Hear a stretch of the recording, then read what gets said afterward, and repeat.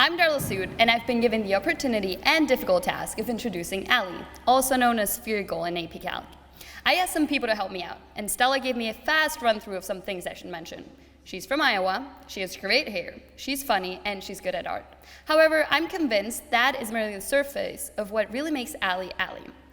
From the classes I've taken with her since sophomore year, I can say that she's not the loudest in the room, but somehow her presence is always noticed. She has this sense of light. You know when she's there, even when she isn't making herself the most noticeable in the room or in the halls.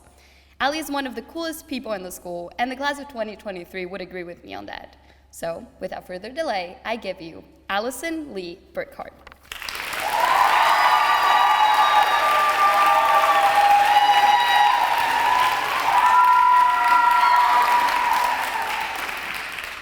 Similar to many of you, every morning from 1st to 9th grade, I would find myself in the backseat of my mom's old minivan as she drove me to school.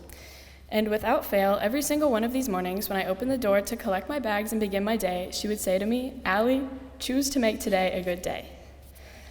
Now, maybe it's because I was still half asleep, and just about anything said to me in those moments would annoy me just a little bit, but I hated this phrase. Honestly, it makes no sense.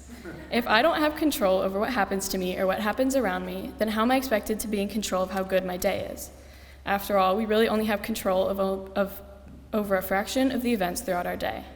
However, now that I drive myself to school and I no longer have my mother drilling this statement into my head every day, I have come to realize its truth. We underestimate how much power we really have over our lives and our experiences. At some point, I know everyone in this room has been in some situation they don't want to be in.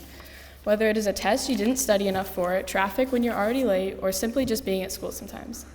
When this happens, we are presented with a choice. Let this undesirable situation take over our brain and ruin the rest of our day and any good moments it may bring, or we accept our situation and choose to make the best of it.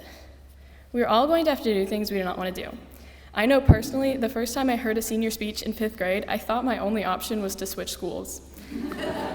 How was I, the girl who literally ran off the risers in the middle of the turkey tango at 4th grade graduation and fainted into the arms of Miss Allen, supposed to stand at the front of the chapel and give a speech to 600 people? I couldn't even shake my feathers in front of 60 parents. Alas, here we are, doing the impossible. And honestly, it's really not as bad as 5th grade Allie thought it would be. You see, similar to 4th grade graduation, I'm put into a situation that makes me uncomfortable. However, it is something that I have to do. Trust me, I checked. The difference between now and 4th grade is that I can realize that I may not be able to decide my surroundings, but what I can do is decide to make the most of it, not let it ruin my day. This act of choosing happens hundreds of times a day, most times without us even thinking about it. We wake up and choose to be upset that we have to get out of bed. At school, we choose to sit out on that one class activity because we think it's stupid. We choose to let one annoying thing that happened in the morning ruin our mood for the rest of the day.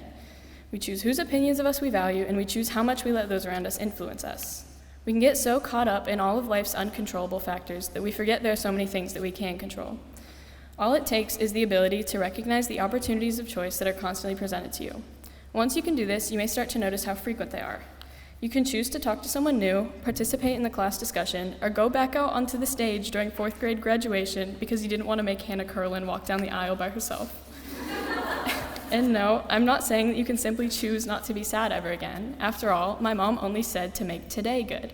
So just focus on today. I can't tell you how to fix all your problems, but I can tell you to notice the small, everyday decisions that you make, because while they seem small in the moment, their impact can be bigger than you think. All you can do is take it day by day, little decision by little decision. And so maybe this little phrase that I heard every morning does make a little bit of sense, and what I will leave you all with is choose to make today a good day. Thank you.